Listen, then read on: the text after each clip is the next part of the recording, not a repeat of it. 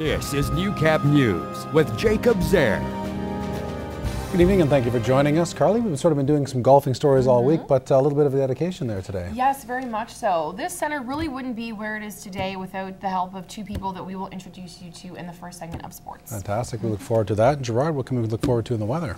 Well, we're still in that period where we're getting some rain, and we actually just took a phone call about some hail coming down in the south side of the city. So let's see what it's been looking like, because the rain actually started about 4 o'clock this morning, I'm told. I wasn't up for it. A good time to be asleep, but my peeps told me that. So we're sitting at 9, and that's where we got to just at about 2 o'clock this afternoon. 64% is that humidity. We mentioned the gusts yesterday, so it's west-northwest, anywhere from 21 to 30 km. What we're looking at is comparing to the Lakeland region, where you guys have had quite a bit of the showers, not so much at the Battlefords, but you've had your fair share of it as well. So 9 in the Midwest, 6 for the Lakeland region, and the temperature in the Battlefords, a plus 11.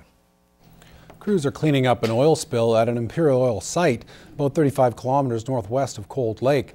The Energy Resources Conservation Board is reporting the incident happened Tuesday evening and 2,500 barrels of crude bitumen emulsion was released.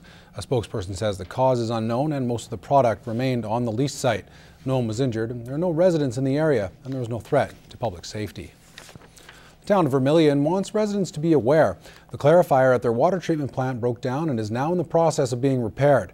For the next few days, residents will notice a difference in the taste and color of their tap water due to the presence of manganese and iron. The water is safe to drink and use, but the city just wants to caution residents about washing white clothes until the unit is fixed. Repairs should be completed soon, and the water will be back to normal in 2 to 4 days. For more information, you can contact the town office or check their website for further updates.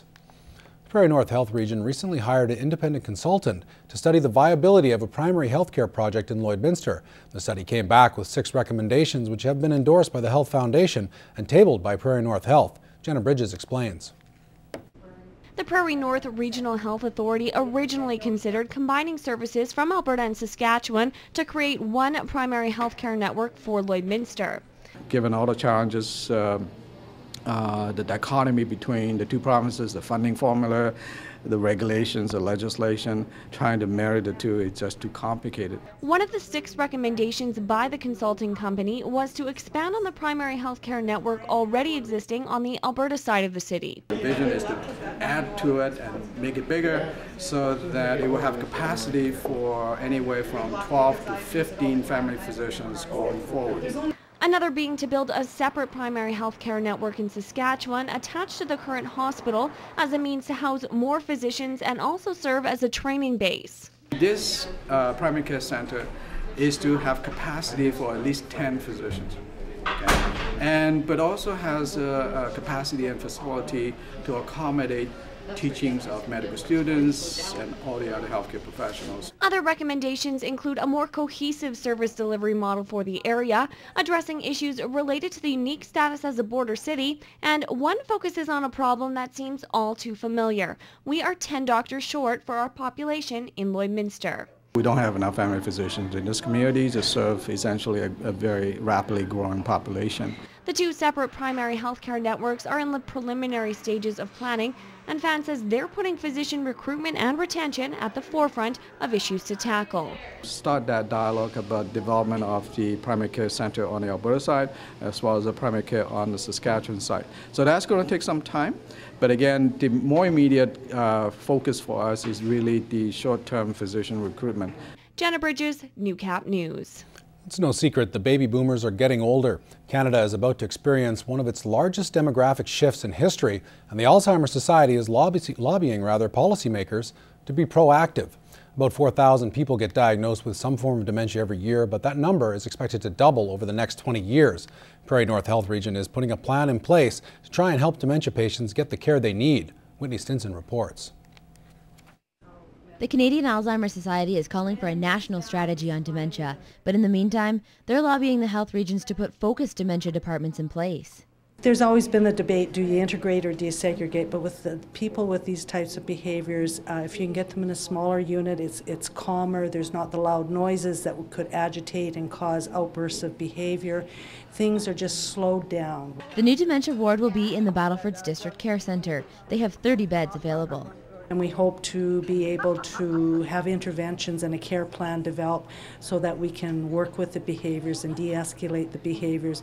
And our hope is ultimately to return them back to their home facility after we've worked with them for up to 6 months. After 6 months, the patients would return to their long-term care facility with a specialized program for their nurses and doctors to follow.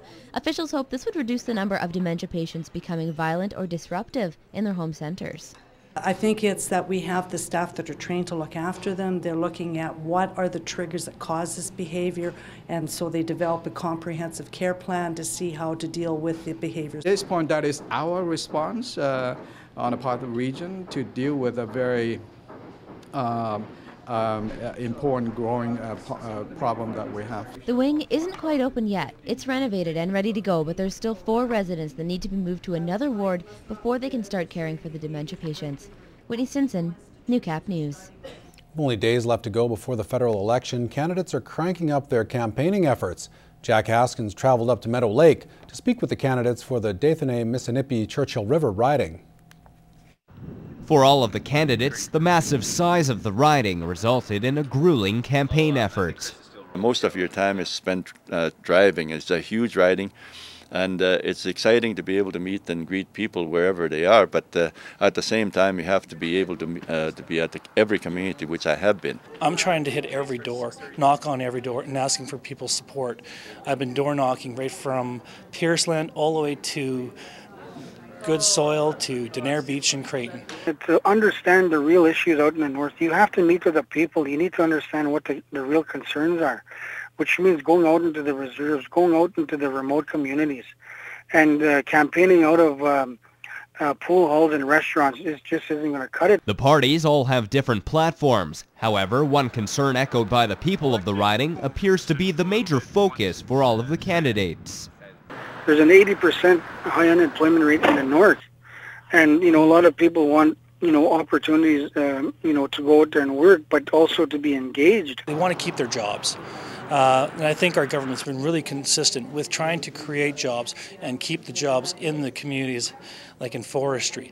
We've provided funding for forest industry. The issue of isolation is a concern, and certainly the people have asked for direction and guidance. I've said we got to open the north and build a good quality road so we can have access to health services, education and businesses. George Morin, the Green Party candidate for the constituency, was unavailable for comment. Jack Haskins, Newcap News. Well, it's our national animal, but instead of seeing it at home near a lodge or on the back of a nickel, one Lloydminster family had to deal with a beaver in their own backyard. We'll have that story and more after the break.